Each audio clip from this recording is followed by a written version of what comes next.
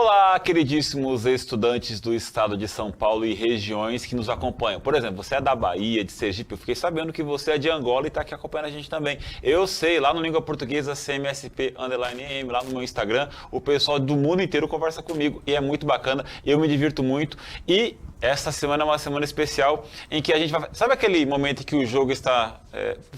Antes de falar de jogo, fazer uma minha metáfora de futebol, eu vou chamá-la aqui, professora Juliana. Tudo bem, Falou Juliana? de futebol, é comigo, né? Então, é que assim, a Juliana sempre nos acompanha nas aulas desse componente, diálogos com a literatura. Vou fazer aquela metáfora futebolística. Vamos, é assim, vamos, eu gosto. sabe aquele momento onde a gente tá no jogo, tá tudo acontecendo, bola pra cá, bola pra lá, o jogo fervendo, a gente tá naquele turbilhão, a gente pega, coloca a bola no chão. Geralmente a camisa 10, né? É, geralmente. A camisa 10. Coloca a bola no chão e olha o jogo. Espera. Respira. Calma, vamos pensar o jogo. Esse é o momento. A gente vai fazer o quê? Nessa semana é a semana 6, semana de estudos intensivos. É agora que a coisa fica muito mais claro o que é o nosso aprendizado. Aprendizado espiralado. O que é espiralado? A gente aprende, volta no mesmo ponto, aprende, volta no mesmo ponto. E, claro, volta de maneira diferente. E vai avançando, até a gente pensa, nossa, eu aprendi de fato. Porque eu vou falar uma coisa, professora Juliana. Uma coisa que eu não gosto mesmo na escola, uma das coisas que eu gosto de tudo na escola, acho legal, mas uma coisa que eu não gosto é aquele estudante que ele teve aquela aula e fala, mas eu já tive essa aula. Pô, ter a aula não quer dizer que aprendeu. São coisas diferentes. Ou aquele que vira e fala, nossa, de novo isso, eu não sei nem pra que eu vou usar. Então, né, não sei nem o que vou usar. Aqui é tudo prático. Então, olha só, não estamos sozinhos, vamos colocar a bola no chão? Olha só, de olho na integração. Não estamos sozinhos, estamos em 5 componentes. Estamos em 5 componentes: tradições culturais, práticas corporais, heranças culturais, a professora Juliana aqui, né? Tradições culturais, outro professor, ressignificando a formação do povo brasileiro, outro professor, a cultura em seus sentidos, outro professor, para não ser injusto e falar o nome errado, né? Pois é. Eu falo outro professor e cá estamos nós, diálogos com a literatura, a cultura em contexto. Professora Juliana, qual é o objetivo da aula de hoje? Vamos lá, calma aí que eu engasguei. Oi, Gasol, também então eu falo. Vamos retomar as aulas das atividades 1, revisando os principais pontos. Estamos no eixo estruturante e investigação científica. Professora Juliana, engasgando aqui na minha aula, professora. Você está acabando com a minha organização aqui. Está todo mundo acabando. Vamos lá então. Olha só. O que acontece? Isto é o que falaremos hoje. Hoje nós vamos estruturar aqui. Tivemos 8 aulas. Ao longo dessas 8 aulas, nós tivemos essa sequência. Então, me acompanhe aqui, professora Juliana. Agora eu voltei. Então, agora mas sabe o que aconteceu? Eu fui falar, eu fui engolir a saliva e eu olhei pra cara e a cara já tava dando risada, tipo, de novo ela engasgando. Desestruturando a minha aula. Vamos lá então, olha só. Então eu chamo a aula e você diz o nome dela, por favor. Tá bom, vamos lá. Aula 1 tivemos o quê? Literatura e identidade cultural. Na aula 2? Cânone literário. Aula 3? Quem escreve a nossa literatura? Na aula 4? O indígena na nossa literatura. Na aula 5? A literatura afro-brasileira. Aula 6? A mulher na literatura brasileira. Na aula 7? Sistematização da pesquisa. E na aula 8? Que relações podemos fazer entre literatura e cultura? Sistematização de que pesquisa? A ideia é que você, depois de ter até a aula 6, em que nós discutimos literatura afro-brasileira, literatura indígena, você fosse até a sala de leitura da sua escola, até a biblioteca, e pesquisasse livros que falassem com a sua cultura. Pensa bem no que eu estou falando, é assim. Você aqui teve aula de 3 formas de ver a cultura. A literatura feminina, ou com a mulher, né? A literatura afro-brasileira e indígena. Só que aí eu falei para você o seguinte, olha para a sua região, olha para o seu bairro, olha para a sua família. Às vezes, o seu bairro ele tem uma cultura mais ligada ao Nordeste, uma literatura, o pessoal que vem, sei lá, de Alagoas, Bahia, não sei. Às vezes, a sua cultura é uma cultura ligada mais às tradições lá do interior de São Paulo. Pessoal, eu acho bacana falar caipira, né? Muito bacana, caipira. Acho legal isso. E aí, você pesquisa esse livro. E aí, você responde essa pergunta. Que relações podemos fazer entre a literatura e esta cultura, certo? Aí, funciona assim. Eu, ao longo deste caminho, fui montando o meu mural o meu mural e pedi que vocês fizessem um mural também. O meu mural, ao longo das aulas, foi esse que está na tela. E eu acho muito bacana isso que você faz, viu? Montar um mural? Adorei. Então, eu fiz o quê? A slide da minha... toda aula teve um PowerPoint, né? Teve um conjunto de slides. Eu tirei de cada aula um slide. Então eu fiz o quê? Eu coloquei aí bonitinho, né, todos, e eu fiz nesta aula, para a gente poder conversar um pouco, professora Juliana, eu picotei esse slide, esse mural grandão. Volta para mim um pouquinho rapidinho, que é assim, na verdade, o que eu fiz? Eu pensei assim, queridos estudantes, façam um mural na escola, porque este é o meu. Então, funciona assim, professora. Na escola, os estudantes debateram e viram que, sei lá, tem muito a ver com a cultura deles, discutir a questão afro-brasileira. E aí eles tiveram muitas aulas com esse sentido. Então, o meu mural aqui faz sentido e significado eu colocar diversos pontos. Nos deles, eles têm que colocar o debate deles. Por exemplo... Cada escola vai ter um mural com uma cara diferente. Exato. Aliás, eu vou até além. Cada sala de aula. Porque Exato. pode ser que tenhamos duas salas tendo a mesma aula e o olhar e o debate em torno daquilo é diferente. E sabe o que é mais legal?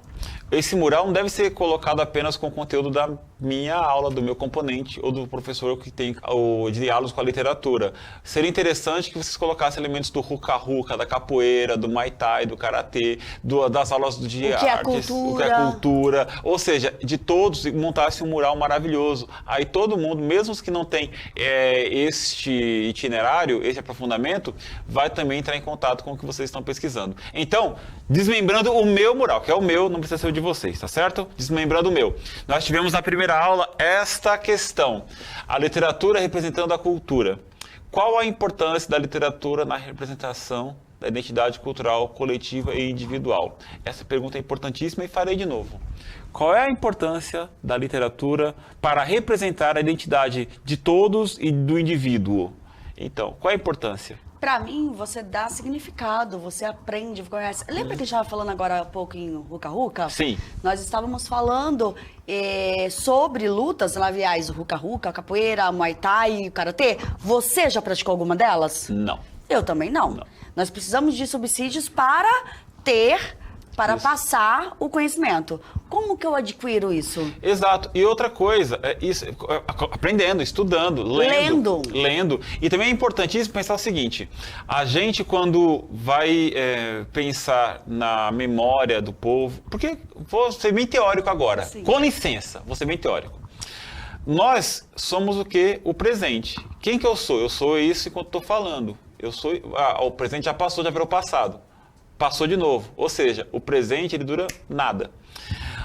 O que fica? As memórias, vão ficar as memórias. E essas memórias são a construção que nós vamos fazendo e vamos registrando isso em livros, vamos registrando isso em quadros, pinturas e mantemos alguma coisa como instituições, como patrimônios culturais, guardamos em museus, guardamos em instituições. Ou seja, como o instante passa muito rápido, a gente precisa registrar de alguma forma. Então a gente registra na literatura o que é o indígena, quais são as tribos indígenas que vivem nos rincões do Brasil, em todos os lugares. Nós registramos a minha cultura, a cultura da professora Juliana, com os indivíduos, o povo, ou seja, qual é o papel da literatura nisso? Registrar o que vai ficando. E é importante pensar isso, professora, porque quando a gente pensa em literatura, a gente tem que pensar o seguinte, como é que eu estou registrando? Porque se eu apenas construo histórias em que nós não estamos representados, a minha memória se perde. Sim. Lembra o que eu falei? A memória é muito rápida, o presente é muito rápido. Ou seja, eu estou aqui agora, daqui a alguns anos, espero muitos anos, né? Muitos anos, não estarei mais. Mas alguma coisa do que eu sou tem que ficar aqui. Talvez não do Mauro, não da Juliana, mas do que nós somos enquanto representação de um povo.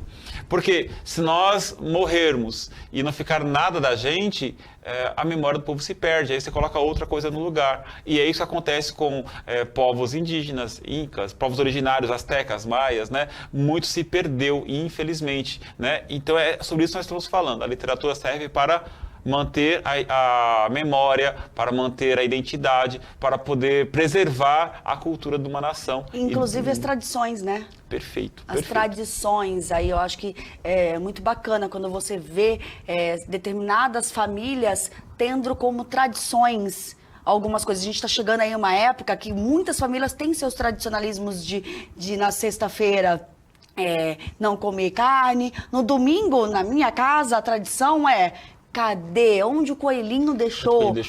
Então, engraçado que o meu filho de 12, que vai fazer 13 anos, ele ainda gosta do coelhinho. Que bacana. Porque ele já sabe que o coelhinho não existe. Mas o que ele encontra... Ele gosta de chocolate. Exato. Sabe o que é bacana? Quando a gente discutiu isso, tem um ponto muito importante. Olha, vamos colocar o que eu falei em termos muito simples. É necessário que a literatura registre a identidade do povo. É fundamental por quê? Porque a literatura é um dos direitos humanos, segundo Antônio Cândido, e eu concordo com ele. Agora eu falo o quê? Que a literatura ela tem que de fato registrar isso. E existe uma coisa chamada cânone literário. Olha só, está na tela aí, olha, um dos representantes do nosso cânone, que é o Machado de Assis. O que é o cânone literário? Só retomando o que a gente falou lá naquela primeira ou segunda aula. O cânone literário são os livros escolhidos para serem escolhidos como patrimônio cultural da humanidade. São aqueles livros que você tem que ler na escola, que você tem que ter nas bibliotecas, são os livros que eles são referência para a literatura. Existe o cânone literário, existe o cânone da pintura, da escultura, o cânone da arquitetura, ou seja, o que é o modelo? O modelo de arquitetura, você tem lá um cânone. O modelo de pintura, você tem lá o cânone, sei lá, Da Vinci, Michelangelo, sei lá, Van Gogh. E o cânone literário são os livros que são incontornáveis. Eu estou discutindo isso, eu estou questionando este cânone. O que tem que estar no cânone? Machado de Assis? Sim, claro, tem que estar, maravilhoso. José de Alencar? Sim, claro, maravilhoso. Graciliano Ramos? Clarice Lispector? Sim, claro.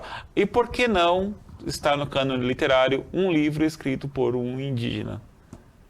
Por que não estar no cânone literário uma letra de rap, uma canção de música? Uma canção de música é redundante, né? Uma canção composta por um artista popular. Por que você não pode ter esse tipo de texto como clássico e estudado nas escolas? Esse é o ponto. Isso é muito bacana, a gente refletir e mudar o futuro. Porque Exato. O passado você não muda, né? A gente falando dessa questão do que passou, passou. Agora, o que eu quero, o que eu posso promover de diferente no meu futuro, pensando nessa questão de levar tradições, da cultura que envolve, que engloba. Por que não levar... imagina, pensei agora, escreva um livro daquilo que é cultura hoje dentro da sua casa. Porque a cultura pode ser da região, do bairro, mas pode ser dentro da sua casa. Exato, uma história que acontece que ela se passa com pessoas iguais a vocês. Nada contra quando a gente lê um livro envolvendo vampiro, outros naves espaciais. Bacana, maravilhoso, mas... Pô, é muito legal quando rola... Porque às vezes fala assim, puxa vida, o livro é chato. Às vezes é chato porque ele não dialoga com você. Quando começar a ter um livro com coisas que passam na sua rua, na sua cidade, vai dialogar, vai fazer sentido. E aí, eu trouxe um trecho de um texto do Schopenhauer, que ele é um escritor, né, indígena, para trazer uma voz não hegemônica. O que é uma voz não hegemônica? É uma voz de um texto que não está no cânone. Olha só, é um excerto do capítulo As Flores do Sonho, em que o indígena escreve, o Schopenhauer escreve, ele diz assim: os brancos não param de querer desenhar suas palavras. Deve ser porque suas mentes são mesmo muito esquecidas. Seus ancestrais devem ter criado esses desenhos para poder seguir seus pensamentos. Talvez tenham pensado outrora: vamos desenhar o que dizemos e assim talvez nossas palavras não fujam mais para longe de nós. É verdade. Suas palavras não parecem se firmar por muito tempo em suas mentes. Na verdade, a gente sempre lê textos de brancos escrevendo sobre indígenas. Aí tem um texto de um indígena escrevendo sobre o branco. É a visão que ele tem do homem branco. Que o homem branco, ele só escreve porque não consegue decorar as palavras. Eu acho isso fantástico. Eu achei, você já havia lido, e cada vez que eu leio, eu penso em um outro sentido, né? Tem essa questão de você decorar, de você ter a memória, mas tem a questão também que nós, ultimamente, estamos tendo cada vez mais, o que só é válido aquilo que está escrito, aquilo que é falado não é válido. Então, mas aí é uma tecnologia. É que a gente não pensa, porque quando a gente nasceu, agora eu vou ser todo teórico aqui de novo, né? A aula de uma área de retomada, uma aula de estudos intensivos, então a gente tem que ser um pouquinho mais conciso. Quando a gente nasceu com a escrita já inventada. Só que a escrita, ela mudou a nossa forma de lidar com o mundo, lidar com a realidade. Por quê? Quando a primeira pessoa que surgiu lá, o Homo sapiens, né, tal, ele não tinha onde escrever, onde registrar. Então a mente dele funcionava de imediato. O cérebro dele tinha que guardar muito mais coisas, porque ele tinha que confiar no que estava aqui. Quando a gente inventou a escrita, não quer dizer que a mente ficou mais fraca, mais frágil, não. Quer dizer que a nossa mentalidade mudou. A gente, já que eu tenho registro, já que eu escrevi, eu construo uma outra cultura, baseada no que está escrito. Certo? Ou seja, a escrita mudou a nossa forma de ver o mundo, de lidar com o mundo. Ou seja, eu escrevo, registro, eu posso guardar isto e eu não preciso ficar contando tudo para o meu filho. Eu posso guardar no livro e eu vou confiar que ele vai ler daqui a 2 anos, 3 anos, ou um dia leu, quase nunca leu. O indígena, segundo o Schopenhauer, funciona ainda com a estrutura oral, ou seja, eles não registram, porque eles não confiam no que está escrito. Eu acho isso muito bonito, professora, porque assim, você confiar no ser humano é muito bacana. Eu vou contar para a Juliana. E acredite no que eu estou falando. Isso. E você vai contar para a Karen, que vai contar para o Leandro, que vai contar. E vai contar. Ou seja, é confiar na palavra, é confiar no ser humano. Nós, homens brancos, o que você falou, para a gente vale muito o que está escrito. Ah, mas quem escreveu isso? Se ninguém escreveu... Mas eu assinei? Então... Eu assinei. E aí eu vou até, assim, uma questão. Óbvio, você foi falando que a gente nasceu numa era que já tinha escrita e tal. Aí a gente vai pensando na tecnologia, né? Hoje em dia, por exemplo, você tinha que andar com o documento do carro. Exato. Você tinha que andar com seu RG, com a sua carteira de habilitação. Hoje em dia você não precisa. Hoje em dia você precisa andar com seu celular. Porque no seu celular consta tudo isso. Então, quer ver outra tecnologia? Antes, eu falo 1999. Eu conversando com você, eu tinha uma dúvida, por exemplo, quem foi que escreveu tal livro? Não sei. A gente ficava questionando, debatendo, conversando. Aí depois de uns 3, 4 dias a gente se encontrava. Eu pesquisei e achei. Ou não achava. Agora a conversa não foi. Peraí. Foi da pessoa. Na verdade, você tinha que ir para uma biblioteca, naqueles livros, nas ou então enciclopédias. encontrar quem sabe. Encontrar quem sabe. Agora não, agora você tem na internet. Peraí, rapidinho. Peraí que eu já vejo. Ó. Exatamente. Se a gente tiver uma dúvida aqui, na mesma hora alguém aqui da produção nos ajuda. No caso, a Karen, alguém da produção da Karen aqui nos ajuda. Alguém que tem um nome, que tem uma importância, não só de dar risada na minha cara. Exato. Então, olha só, para finalizar essa aula, trouxemos para vocês também um texto de Iracema, que é o homem branco falando sobre o indígena, o oposto, né? Aí é um texto que romantiza, né? Que é uma literatura indígena hegemônica, como é que o indígena era mostrado, e aqui, no caso, antes, como o indígena se mostra, né? Dando sequência, também trouxemos a mulher na literatura, um exemplo aqui, Clarice Lispector, maravilhosa, amo de paixão, leia essa mulher, vou até fazer um momento para você olhar para ela, guarde essa mulher e leia, por favor, certo? Vai ser um ser humano muito melhor. E literatura afro-brasileira, a mesma coisa, olhe para essa mulher e escreva, gente, o livro dela, nossa, me deu um branco, Quarto de Despejo, é um dos relatos mais sensacionais que eu já li na minha vida. Ela apresenta de dentro como funciona uma favela, né? E aí essa romantização que muitos fazem, né? Sei lá, festival de rock aí, que fantasia e tal. Falei, tá? Então o que acontece? Fantasiando, não, ela mostra de fato como é que é. Então, livro maravilhoso, leiam. Certo? E aí eu pedi que vocês fizessem uma pesquisa. Pesquisem um livro e percebam como é que esse livro conversa com a sua cultura. Quem é o autor, de onde ele fala, qual é o viés, né? Ou seja, qual é o lugar de fala dessa pessoa. Qual é o gênero do livro que você está pesquisando, né? Romance, conto, crônica, canção, personagens, espaço, narrador, enredo, qual é a história e quais elementos culturais são retratados nesta obra. Então, gente, foi isto. E aí eu terminei com a pergunta, né? Que relações podemos fazer entre literatura e cultura? Foi a nossa atividade 1. Amanhã voltamos com mais semana de estudos intensivos. Não esqueçam de avaliar a nossa aula. Professora Juliana, este foi o momento que nós fazemos agora. Vamos rodar a vinheta para ir para o particular. Vamos para o privado agora. Tchau, tchau. Falou.